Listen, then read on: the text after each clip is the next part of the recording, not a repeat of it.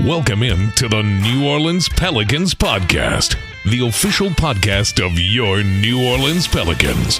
A podcast dedicated to everything you need to know about the squad. Hear from players, coaches, broadcasters, and those who cover the NBA on a daily basis. It's time to flock up.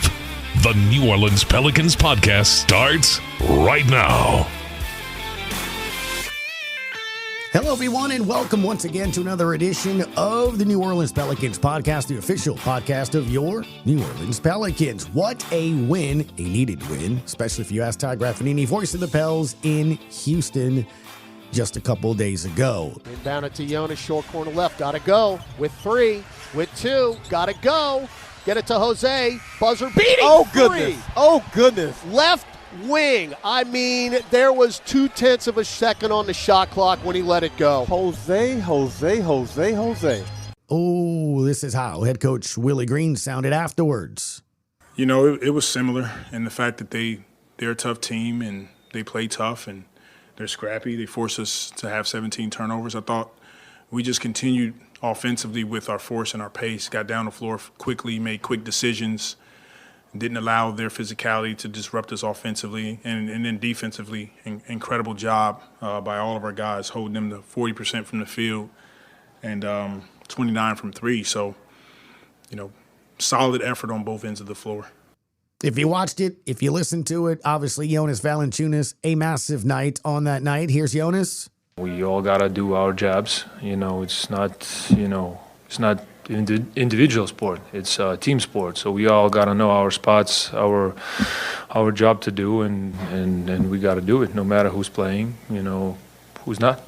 And it's always good, Jim Eichenhofer, NewOrleansPelicans.com, when you hear the phrase dagger from Todd Graffinini, and it's actually a positive reference to something the Pelicans did. Yes, definitely better in that instance instead of him threatening to use a dagger on himself. Yes. So very good to hear him voice that word at the end of a win against the Rockets. In case you missed it, shame on you. But if you didn't, here it is.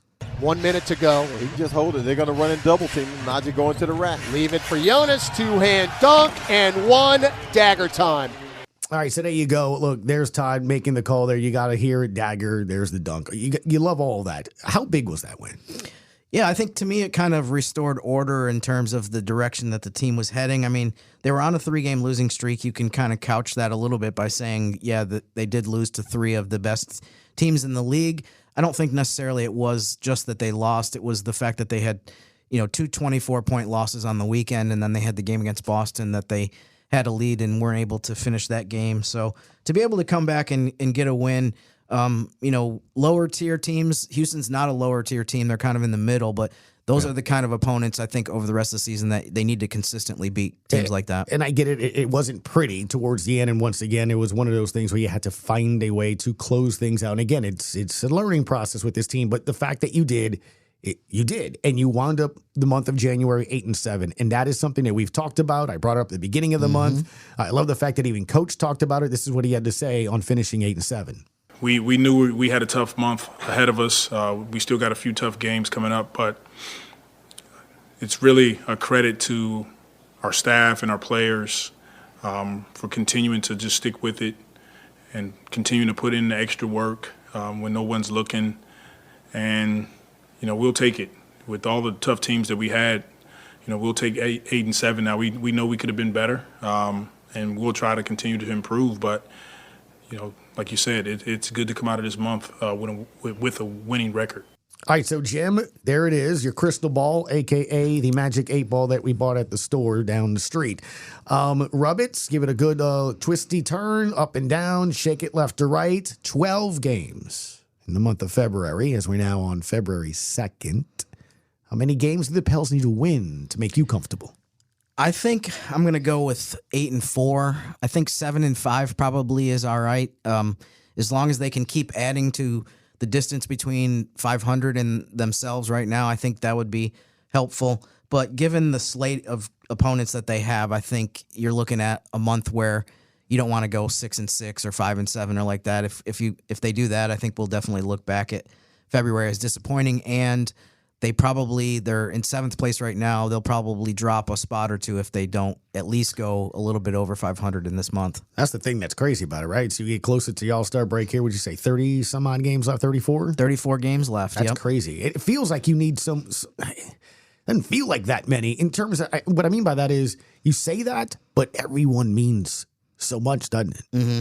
And by the time we get to the All-Star break, and there's 7 games between now and then, so some quick math, that means there's only 27 games left at the All-Star break. People always think of the All-Star break as the halfway point, but it's really the 2/3 point. And I mean, literally for the Pelicans, they will have played 55 with 27 left. So yeah, it's deep into the season by that point. What do you make of the separation, Jim, of 1 through 4 to where now it really sort of looks like those 4 teams, Minnesota, OKC 1 game back, Clippers 2 games back, Denver a game and a half back in 4th. I know that doesn't make sense, but that's how it is with the tiebreaker and all that.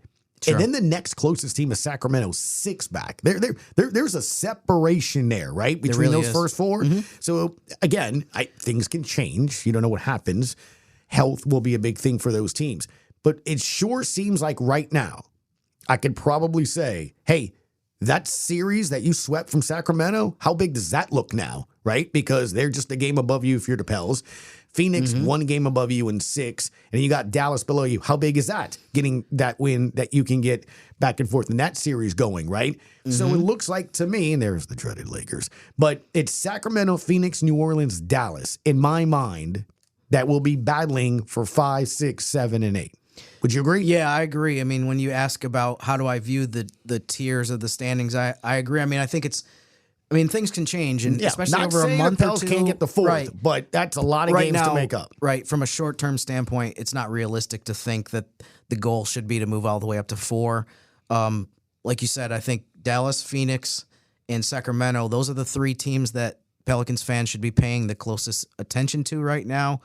And I think February is there is a possibility that, I'm not targeting the 4th spot, but can they move up to 5th or 6th in February? By the end of this month, can we say, not only are they in the top 6, but they're in good position in terms of where they are compared to Dallas? Unfortunately, I don't think, most likely they're not going to have the tiebreaker on Dallas, so they're going to need to win more games than the Mavericks. The Kings, they just need to have the same record as them because obviously they already have the tiebreaker wrapped up with them, and they still have 1 more game against Sacramento in April. So next week, that game at the Clippers, how big is that? Yeah, I mean that's the one only opponent. I mean, there's a couple. The Lakers are 500, but really the stretch of games that they have coming up, that Clipper game is really the only one against a team that's over 500 and over 500. Right, but that's the one I'm circling and of the trip of whatever. I need that one. That would be great. That would be great. That won't be the game, though, that I think fans are going to go into saying, that's the game that we're going to win. That's the one that would be, I think people will look at that, maybe as almost like a bonus. Like, if you get this win, you really got a chance to have a great road trip. Well, I tell you what, look, and here's the thing. That team looks really good right now. Yeah, defensively, for sure. offensively, and Jim, I think they're going to be contending for the top spot. I'm just, and it's not a bad thing. Hear me out. If the season ends and you're 5, you play the 3rd seed. Right now, it's the Clippers. I don't want to play the Clippers in that first round. Do you? I don't. No, not the way they're playing. So I'd like them to get to 2 or 1. The Clippers, yes. And I can completely see that happening. If I'm 5, I'm playing 4. Right. That's Denver. I understand that they're defending champs. I understand they got Jamal Murray and Jokic. I understand the last time they played. The NBA is about matchups. The Pels can match up against them. In other words, on the court, they have a chance to win. Would you agree with me on that? You know what's interesting, though, is I think OKC, Minnesota, I feel like that as well. I think a lot of teams in the West, and this is no disrespect to Minnesota and OKC, it's really more the fact that neither of those teams has been deep in the playoffs and doesn't have guys that have a lot of experience. So, I mean, the thing is the top 4 is so close to that, it's hard to really project. Right. Like Denver could end up being number 1 by the end of the season, or by the end of this month, they could be number 1. So it's going to change a lot, but I think a lot of teams in the West, I'm guessing, are saying that they wouldn't. If you have your pick, you don't want to play the defending NBA champs, and you don't want to play a Clippers team that has, granted, the Clippers have had a bunch of struggles in the postseason, but they have various guys that have done a ton in their career. Yeah. And like you said, the way they're playing right now, they're dangerous. And I was very skeptical of them when they first made the Harden trade, and there was plenty of reason to be because they lost the first 5 games. But it took me a while. But I mean, that's all gone. I definitely feel like they're a team that you're not going to want to play. If they continue to do what they've been doing lately, they're going to be maybe the number 1 team. I think it's probably going to be between them and Denver that people are going to say, let's try to avoid them in the first round of the playoffs. It'll be real interesting when we sit here at the end of this month and see where things are. Super excited for you on Friday. Jim wanted to have a little bit more fun, so we decided to do a radio roundtable every 2 weeks. And today it's the color analyst, John DeShazier, along with Erin Summers, who's the Saints and Pelicans team reporter, but also on game days, she's the sideline reporter as well. So let's all have a chat, shall we? All right, time now to welcome in John DeShazier, Erin Summers, Jim Eichenhofer. It's our radio roundtable. Second time we're going to be doing this, and it'd be kind of fun, especially since we want to focus on the future. We're not talking about like the year 3000. Is Jim, you're going to be using hoverboards, things like that, right? Are you cloned? How many clones would you have of yourself? I think 1 is probably plenty for That's people scary to deal enough, with. to be honest Yeah. with you. It's Yeah. real scary, to be honest with you. What's going on, guys? How y'all doing? I'm doing great. Yeah. JD, how are you doing? All good on the road. Ready to come back home, no doubt, I'm sure, for that. Look, one of the things and one of the reasons so many fans are excited about this team is how young they are and how, I guess, we have yet to remotely see the potential of this team, right? And it's kind of what the theme of today's roundtable is going to be. Right. The fact that, obviously they're trying to achieve as much as they possibly can this year, make the playoffs, go as deep as they can. But we also know that, the championship window for contention probably isn't immediately right this second. We know that, down the road, however they do this year, it's probably more, 2 years from now, 3 years from now. So that was kind of the theme that we wanted to talk about during this radio roundtable. And I guess should preface before we get into some of the specific stuff that I kind of limited everybody to it's players 25 and under on the team. So whatever answers you hear from people today, if you say, well, how come they didn't mention CJ McCollum? How come they didn't mention, Cody Zeller? It's really 6 guys that are 25 and under on the team right now. Jose Alvarado's 25. Herb Jones is 25. Trey Murphy and Zion are both 23. Jordan Hawkins is 21. And Dyson Daniels is 20. Naji Marshall, actually, this was a little controversial among the group. Naji Marshall just turned 26 last week. So there's a little bit of gray area there. I don't need to be a stickler on this. If you want to throw in Naji Marshall in some of your answers, that's fine by me, I guess. I guess I'll let it slide this time. I mean, his birthday was last week. Right, exactly. So it's fine. It's fine. And Brandon Ingram turned 26 in September, so I think that's pushing it a little bit too far. All right. It wasn't this year, so. Right. I got you. All right, so how are you going to do this? You want to do this with just like different moments and different things that you like with some of these guys to kind of touch on? Yeah, I think we start out with people's favorite or most memorable single game performance from this season among those group of 6, maybe 7-ish guys, if you want to include Naji so far. I guess we could start with JD. Okay, well, I'm going to leave Naji and BI out. I'm going to leave out the AARP group, and I'm going to stay with the 25 and under. My favorite one, and I was going to, I had 2 in case somebody went before me, but I think it's Jordan Hawkins at Dallas, January 13th, when the team was shorthanded, and there was no BI, there was no Zion, there was no CJ McCollum. I think there was no Trey Murphy. And the Rook came up with 34 points, made 6 to 12 threes, 5 rebounds, 4 assists, and a couple of steals. But I really thought he showed up big in that game because, the team's shorthanded, the production has to come from somewhere. And he was pretty fearless. He's shown himself to be a pretty fearless player anyway. But that stage on the road, shorthanded, where you got to have it from somebody because you're not going to get it from your big guys, was huge to me in terms of him developing, showing his confidence, and really kind of showing this team, hey, when the moment comes, it might not be too big for this guy. He's willing to step out and produce, and you can run offense for him. You can run specific plays for him, let him come off picks and shoot. He's got the quick release, but he really showed himself to be, didn't have a whole lot to lose in that game anyway, because I don't think anybody thought the Pels would win that game. But man, he showed up big, and that would be my big game out of those guys, out of the young guys.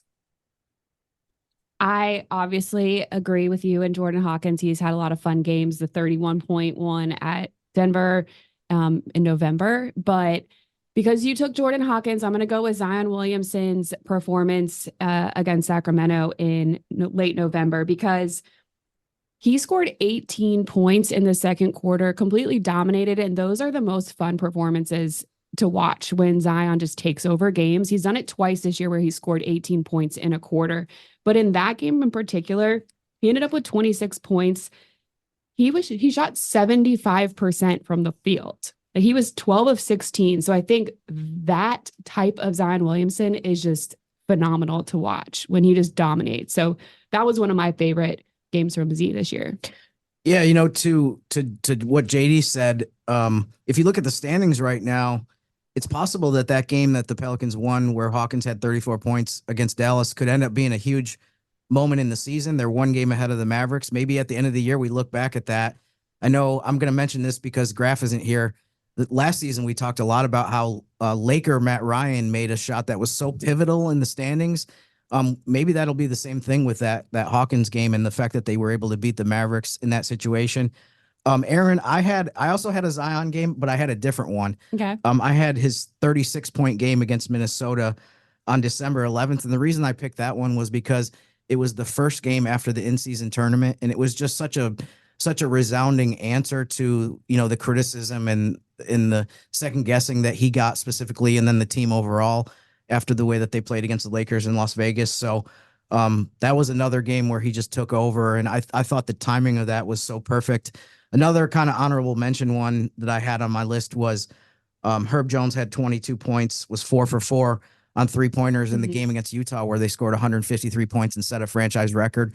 And just to me, that was a symbolic night for him. Just the fact that, he came into the NBA 3 years ago as a guy that people had a ton of questions about his shooting, and he is perfect from the 3-point line in 4 attempts, and the team breaks the record for most points ever in a game. So that was one that stood out as well. But I also had Hawkins. I feel like all of us, I'm sure, had that on their list as a game that's just impossible to ignore the performance that he had that game. If you wonder if a performance like that, guys, got him into the Rising Stars All-Star game, Yeah, I got an honorable mention for Gus. Jose Alvarado, New Year's Eve against the Lakers. Yeah. Sure, he likes that one. Not a lot of points, but it was a defensive presence, and Jose comes up with a couple of blocks in that game, really.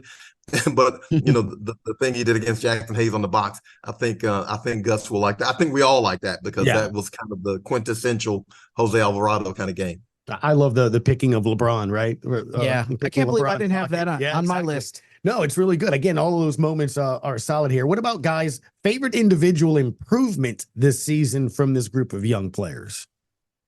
I'm going to go with Herb. I think Herb has improved steadily each season. So, you almost don't want to give him credit for that. But, I think he's become obviously a more effective outside shooter, a quicker jump shooter. And defensively, he's just been the same Herb Jones that we have come to know throughout his NBA career. But I think what he's adding to this team offensively is something that hopefully will become even more reliable. He still had a couple of dips, in a couple of shooting slumps already this season, but he's so steady. He's one of those guys that, when he's not on the floor and he's out of the lineup, you feel it. And so I think I just like the way he's played so far this season, especially the improved outside shooting. Can I go a different direction and say the one stat that all of them have done better in? Sure. Okay, great, because that's what I'm doing. Every single one of these players has had a career high in assists this year. Oh, wow. So I think the way that they're playing together and sharing the ball obviously is something that Coach Green wants them to do. But the fact that they're really trusting each other and kind of using each other to their skill set, I guess, finding each other for their shots and for what does well for the team, I think has been really good overall. That ties into one of mine. I had Herb's 3-point percentages in terms of a specific stat that he's improved. The fact that he has been around 40% after his first 2 years where he was around 33, 34, that's huge for him. And then the second one was Zion's passing. He's averaging a career high 4.7 assists per game, and the Pelicans are 16-3 when he has at least 5 assists in a game. So I thought that was an interesting barometer for how the team's success has been. And also, this is kind of obvious, but he's played in 38 games this season. He out of 48, he played 29 last year. That might be the most important. You're just going with straight participation. Yeah, hey, that's the direction the NBA is going this year. So I want to stress that as much as possible. Yeah, no, that's my. That was one of the things that just stood out to me. That just getting him on the court. I mean, you see the difference it makes with a team. JD, availability, especially with a player like that. I mean, that is the key. Well, they keep on talking about gravity, and when he's on the floor, you can see how he basically sucks the defense toward him, and it allows his teammates to be open. I mean, he's such a pivotal player and such a guy who galvanizes what they want to do offensively, that when you put the ball in his hands and he gets going downhill, man, especially going left, because he's always going to end up going left, right? But you can't stop him from doing what he does. And when he does that, it really affects the opposing defense, because he's one of those guys who's, when he's going downhill and he's getting to the rim, he's really tough to stop. He basically stops himself because the opposing defense can't really stop him. All right, guys, what's about the most important individual improvement that needs to continue or be made for next season or the future of the team? What do you think, JD? Well, I really think this team needs to be a little bit better at turnovers. And I can't say you have to have a traditional point to do that, but they've got to be able to get in those moments, especially late in games, and be able to get into their offense. There's going to have to be somebody who's capable of doing that for them, whether it's Zion or BI, or whether it's, CJ McCollum, or whether it's Herb Jones. I don't care who it is, but somebody has to be able to get you into your offense, because we've seen too many helter-skelter moments down the stretch where you have the unforced turnover, or you see a team that's not really poised in the clutch. And that's why the clutch record is what it is, because this team kind of loses its poise, especially when teams get tougher defensively down the stretch of games. So that's what I want to see. I just want to see this team having learned from those moments, because the only way you can get better is to be in those moments. But now we need to see the success that comes from being in those moments. We need to see the graduation from a team that's unable to finish to a team that's able to finish out games clean. Yeah. I mean, I could go with consistency from a lot of people. Just, we've seen huge games offensively from Trey Murphy, from Jordan Hawkins. Trey's been in kind of a slump here. He's been struggling. So getting back to just his usual level of production would be great. But I think Herb Jones being able to sustain and even elevate a little bit more on the offensive side is huge for this team, because he is so good defensively. But when he can be an offensive threat, he's out there just by himself on an island so often. When he can knock down that three, the way that he has been over this past stretch, I think that helps the team overall, just in a huge way. I have two specific ones to me that both of these are important for the individual player's future in the league, and in terms of his role increasing and his value to the team, but it also, just the Pelicans' ability to keep moving up the standings in the Western Conference over the next couple of years. First is Jordan Hawkins' defense. To me, if he becomes a quality defensive player, we already seen the offensive level that he can reach as a rookie. For him to be able to do some of the stuff that he's done with a pair of 30-point games against some of the best teams in the league with Denver and Dallas is super impressive. So if he can add that other side of the court, I know a lot of rookies struggle with that. It's not a surprise to see a guy kind of need some time to figure things out defensively. I mean, I think that'll be huge. And the other thing is Dyson Daniels' offensive aggressiveness. He's shooting 28% on threes right now. So that's an area that he has to keep getting better at. So for him, it's kind of the opposite end of the court, where his defense is already at that level that's way beyond what you expect from a second-year guy. But now his offense has to kind of join the party as far as if he can do that. I mean, both of those guys, if they can add the other side of the court and have that be a strength, you're talking about two-way players that are going to be extremely valuable for New Orleans going forward. Something that surprised me when I was looking at stats is the fact that Dyson's played in every single game this season. Yeah. And as much as they've been changing the lineups and rotating players in and out, he's somebody that has played and had minutes in every game. So to your point, adding to the other side of the ball, I think would be extremely beneficial. They obviously see value in him on the court. Interesting. Yeah, and I cheated, and I literally wrote down Dyson Daniels because he did play a nice offensive game against Houston the other night, and I went team instead of individual. So I cheated. That's all right. I think we can all say we're on the same page on that. I love this because I think fans all the time think about this, all those draft picks that the Pels have and things of nature. And Jim, I know it's something that you always talk about too. So give me a prediction on what's going to happen with the Lakers pick. Pels can either take it or defer to 225, and then take it then. So do they take it this year or take it next year, JD? I think I would actually defer it. You're talking about bringing in a young player who you have to develop, you got to find the role for, and the core of this team is pretty solid right now, I believe. So, where would that player play? How much usage would you get out of him? How effective would he be while you're trying to establish what you have with these young core players, along with CJ McCollum and Valanciunas and Brandon Ingram and Naji Marshall? How does another young piece fit in that you have to develop? Now, fortunately, Jordan Hawkins has come in and been exactly what they need. But even if you were to, say, draft a point guard, a young point guard on a veteran team, how quickly do they assimilate? How quickly do they gain the respect of their teammates? So, I'd be more in favor of like punting on it and waiting a little bit and seeing what more you can get out of this team and how much more seasoned it can get before you add another young piece to it. I am totally on board with deferring to 2025 because of the fact that they already have an issue trying to find minutes for everybody on this team. And EJ Liddell has a full contract with the Pelicans, and he spent most of his year down in Birmingham. So you're already having an issue with some of the talent you have here. I looked at some of the mock drafts. It looks like the Pelicans would get that pick around 14 if it was this year. Right. And at that point, there is the Duke center, Kyle Filipowski, who is great. He is really good. He is offensively fantastic. His defense, though, isn't as good. So if we're trying to get a different kind of center in here, why go with somebody who's not as good on the defensive end? It's interesting. One of the reasons I like doing these roundtables is because I have Can I hop in for a second? Yeah, sure. Go ahead, JD. I know how much that hurt Erin to have to admit a Duke player. I know how much that wounded her. So I just wanted to throw that out there, folks. That's a really unbiased opinion because it really wounded her to say that, I'm sure. Yeah, I know. Yeah. I thought the same thing. Is having a pretty good season this year. Yeah.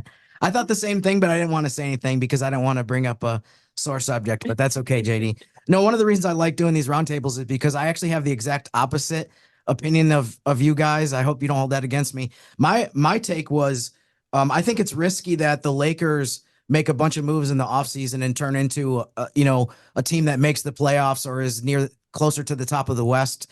So my take was you take the pick this year. And one of the things to keep in mind too is that it doesn't necessarily have to be used on a player. It could be something that they can use as an asset in a trade. So I was thinking that you jump on the fact that if the Lakers don't make the playoffs, it's a lottery pick. You happily say, thank you, LA Lakers, for your lottery pick. And it would be the second time in 3 years that they were able to do that, which I think is a huge positive. Yeah, look, I think LeBron looked great in New York. I'm just saying, anything of that nature, and just go ahead and start speeding up that process. It's time to rebuild Lakers. I think it's time to do that. It'd be a great tourist attraction. All right, finally, the good guys. Thing is, they'll probably be back in the lottery next year because, the Lakers win the offseason and then they have to trade everybody and then they got to add pieces by Thanksgiving.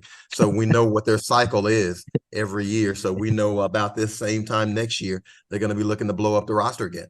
Yeah, but the Lakers got a huge win last night without AD. I know. I wonder how that changed my thought process a little bit. Incredible. Yeah. I don't have to tell you how many times Graf kept texting me, how is this happening? And unbelievable for that aspect of it.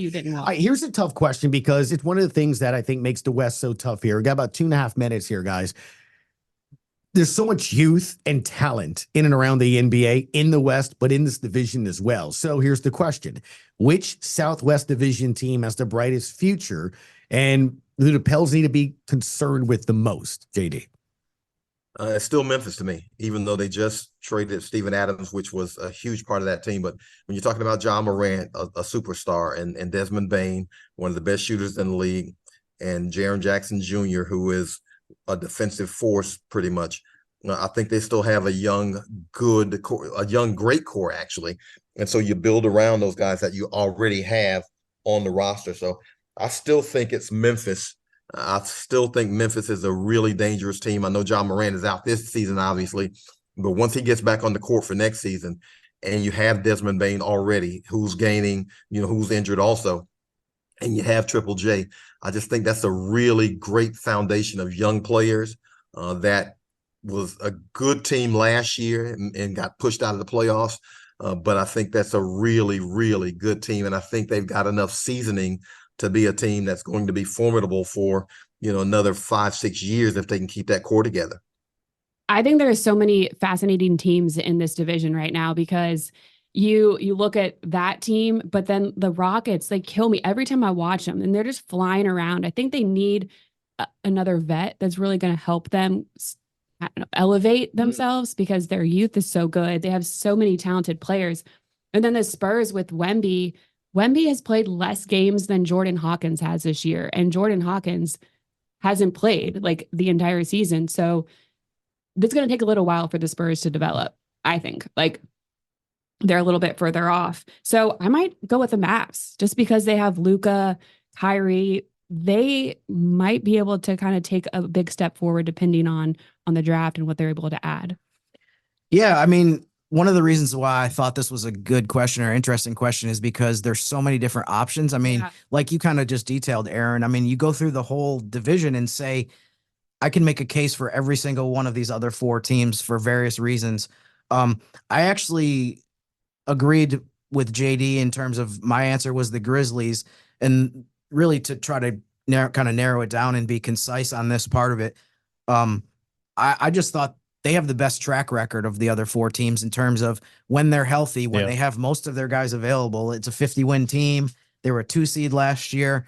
I just feel like I have the most confidence in that core group of guys. Now, granted, like we've seen with the Pelicans, it's a lot of sometimes it's easier said than done as far as getting the players on the court and having them be available. But I just feel like they're the team that I feel the most confident in going forward, which is, a lot of what JD said.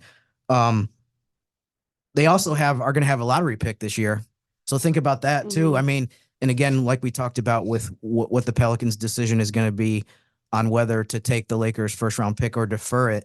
Memphis might be in a position where they say, we finished with the 4th worst record in the league this year, say, or 5th worst record. And we ended up 3 in the lottery. And now all of a sudden we don't necessarily need to add a rookie to this mix, but now we have a 3rd pick in the draft. And there's a bunch of teams that every summer that are like, we want to rebuild. And there might be another team in the lottery that has another lottery pick that's like, yeah, we want to pick 8th and 3rd. So here's the deal that we'll do with you, Memphis. So bunch of reasons why I think that they're the team that the Pelicans are going to have to be the most concerned about in the future. I mean, Dallas, like you said, Erin, is another team but I just, with Kyrie, you just never know. Like from year to year, you just don't know what his situation is going to be. Well, look, I mean, it's not that I kind of live on the rumor mill and stuff, but I mean, most of this season I'd seen that, he still would like to go to LA and play with LeBron. Obviously, wherever that happens, what the Lakers do is another thing. But that's, to your point, you don't know what that future entails with him or where he wants to go. I think one interesting caveat with all of this too is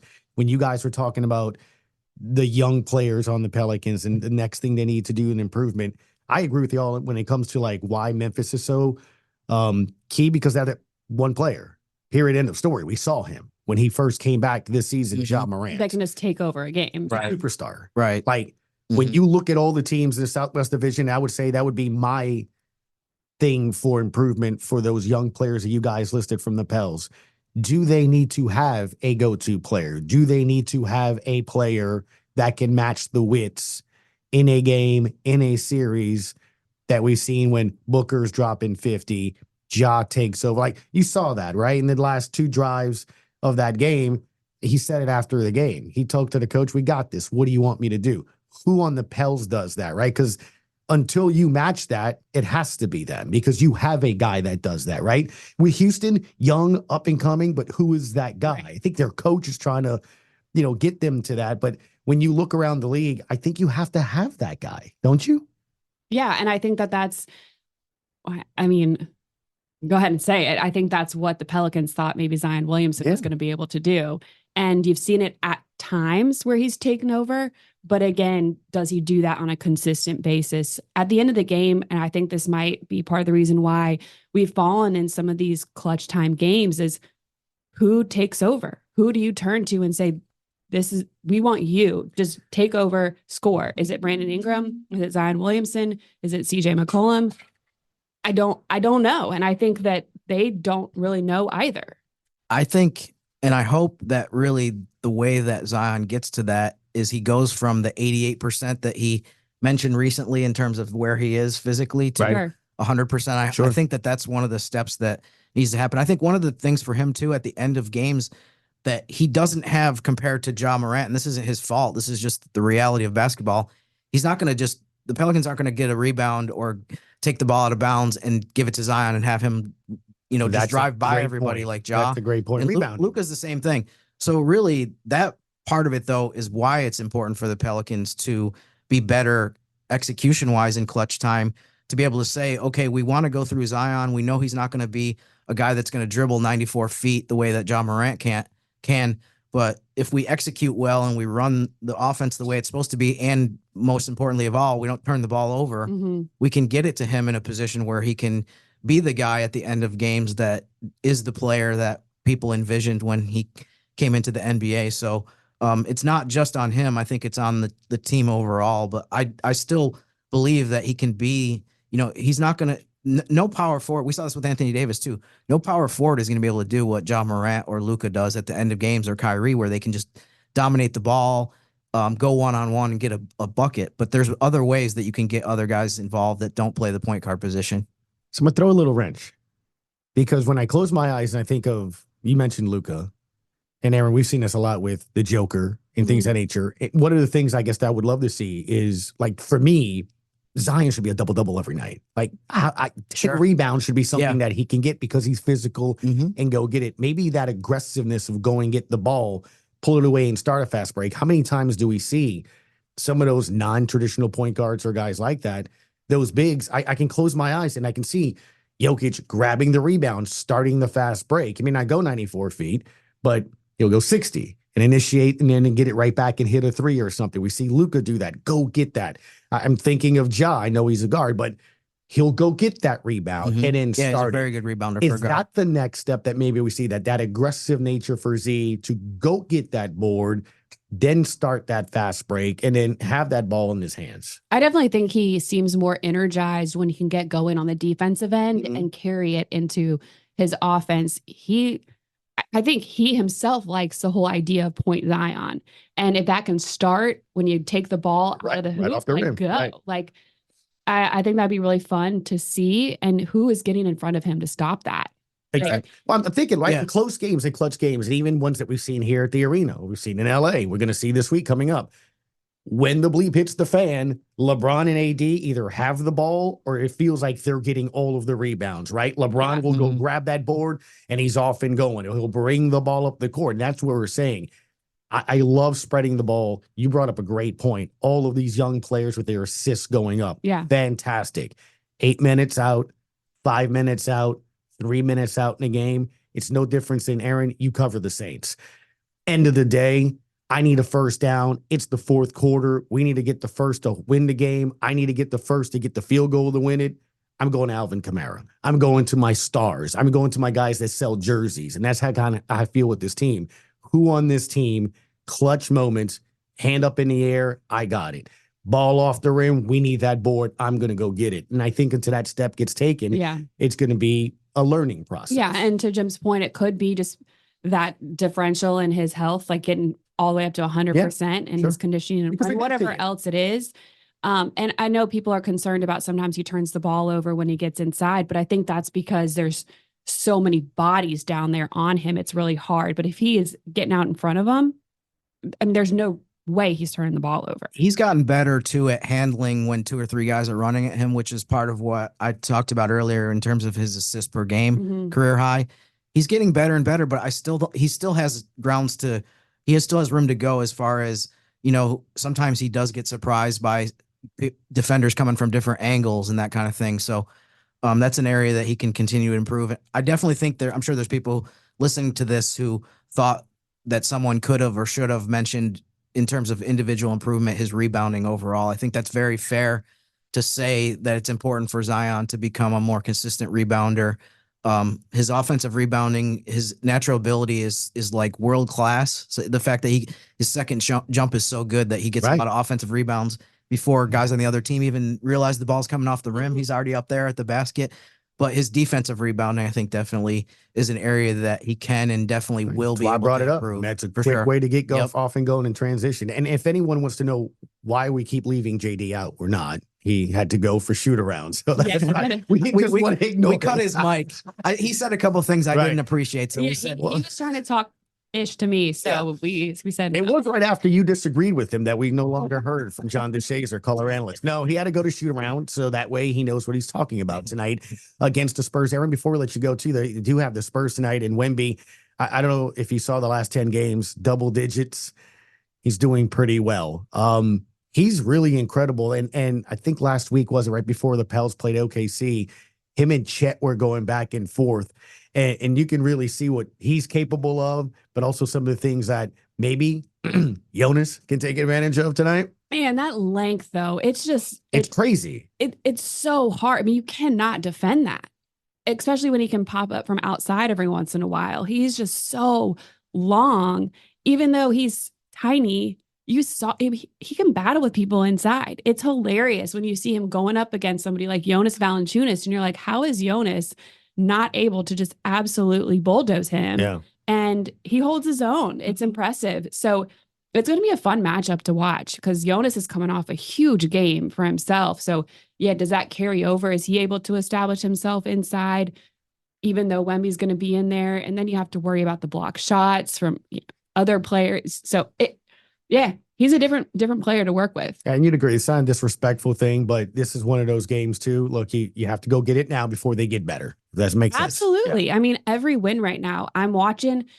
League Pass every night. I'm like, okay, this was a good night for us overall because this team won, this team lost, whatever. Like, that's where we're at.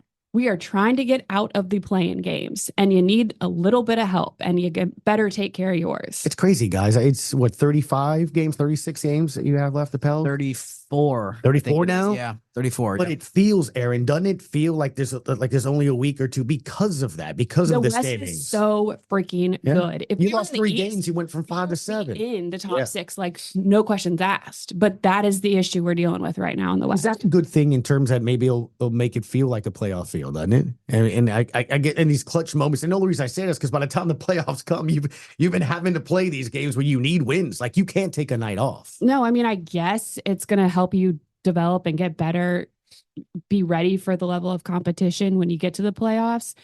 And maybe it's going to make that final game against whoever that Eastern opponent is easier. But I don't think it's fun right now. No, I don't think it's fun.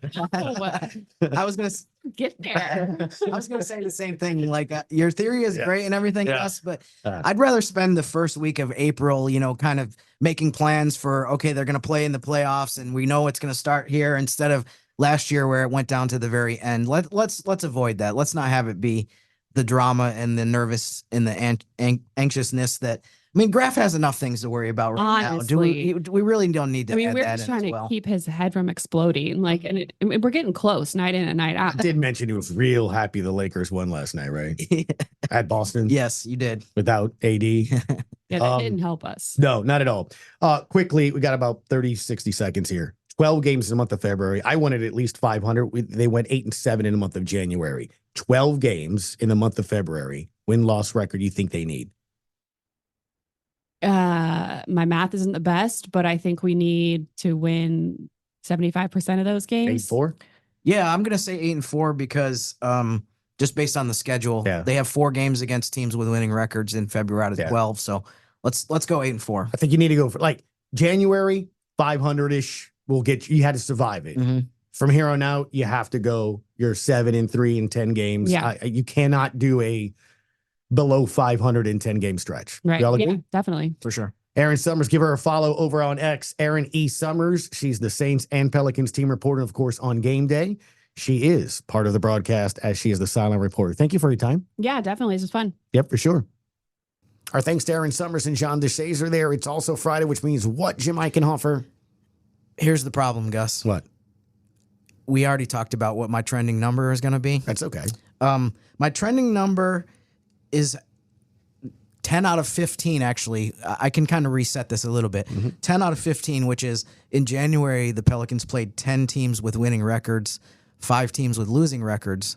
Toughest schedule in the league, opponents-wise.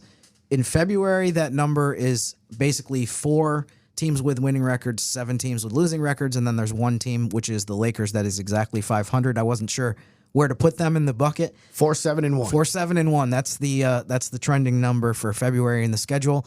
And as you can see, it's the flip of what they had in January. Wow. They've played. I'm sure this is no surprise to anybody that's followed the Pelicans this season. It does seem like they, other than maybe they had one stretch in the beginning part of January, or no, December, middle part of December, where they played Washington, Charlotte, San Antonio. It feels like besides that, it's like, when is the stretch of the schedule where they're going to play teams that aren't as good? And it does feel like that's coming up now, where they're playing a lot more of a collection of teams that are under 500. So that's something that we're going to monitor. And as I've said a million times, just because you're playing against a team that doesn't have a good record, i.e. San Antonio tonight is a perfect example, it doesn't mean that you're going to just walk on the court and win. So they're going to have to be as professional as they can be, the Pelicans, and try to take care of business in a lot of these games. And it doesn't mean anything that on paper, okay, we're playing against a bunch of teams that are not good. You still have to win the games, and I think that's going to be the thing that we watch. But I am slightly cautiously optimistic based on the fact that even not just in February, but in March and beyond too, they finally are playing a lot more teams against the East. And it's not Boston and Milwaukee the way that they just had. It's more of the teams, Aaron mentioned this too, that once you get beyond the top 6 or 7 of the East, there's a huge drop off. And the Pelicans have a bunch of games against those teams, really more so in March. So we'll see how they do against that kind of competition. Give Jim a follow over on X, Jim_Eichenhofer. As always, appreciate the time. And my trending number is 1 or 2. How many pizzas would you like tonight when you come hang out at the radio studio? Let's go with 2. 2 pizzas. Wow. Earlier in the show, when you said Jim wanted to have some more fun, I thought you were going to say, and therefore he's coming to the studio, but you said, we're having a radio roundtable. But this is an exciting day for me. Exciting day. Radio roundtable, and I'm making my season debut for road games in the radio studio. So, Gus, I am all in. Yes. I've got my Pelicans radio sweatshirt on. I am fired up. This is what a way to start February. It's always nice. It's always nice to have more company than just me and the conductor, Chris Moran. Not that it's a bad thing. It's just, it's a little lonely sometimes. Yeah. Well, hopefully I can provide a little jolt of energy, kind of like Naji and Jose coming off the bench for you and Chris. I just want to win. How about that? It'd be fantastic. Yeah, that'd be good too. Sounds good. All right, thank you as always for tuning us in. We'll see you again on Monday, hopefully after another couple of wins. We'll see you then on the New Orleans Pelicans podcast. Thanks for listening to the New Orleans Pelicans Podcast. Join us 3 times per week on Pelicans.com, the Pelicans mobile app, the iHeartRadio app, or where you get your podcasts. And be sure to give Jim and Gus a follow on X at Jim_Eichenhofer and GCat_17. We'll see you next time, right here on the New Orleans Pelicans Podcast.